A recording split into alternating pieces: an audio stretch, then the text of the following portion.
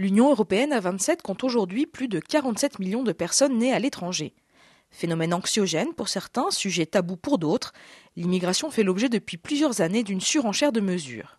Fonds européen pour le retour, patrouille européenne contre l'immigration clandestine, agence Frontex, les coopérations entre les pays se font essentiellement dans le domaine policier.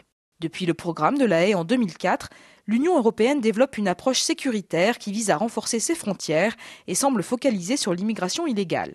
La politique d'immigration européenne s'affirme dans la réalité par une exclusion de plus en plus grande des étrangers.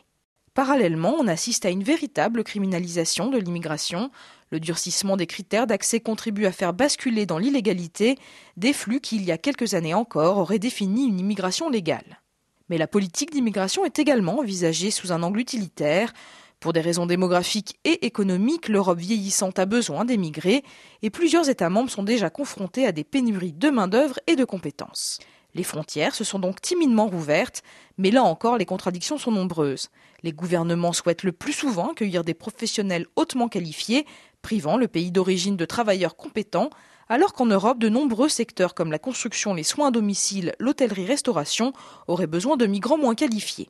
Outre ces contradictions, l'Europe souffre aussi d'un manque d'harmonisation. Les États membres n'ont pas voulu d'une politique intégrée en matière d'immigration économique.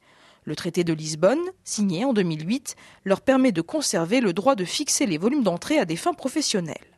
On se retrouve donc dans une situation particulièrement confuse. D'un côté, une politique sécuritaire irréaliste, de l'autre, une politique utilitaire et libérale. Les politiques, en se montrant incapables de construire un cadre solide et cohérent, ne contribuent-ils pas à créer de la confusion et de l'angoisse ? Comment alors construire une véritable politique de l'immigration ?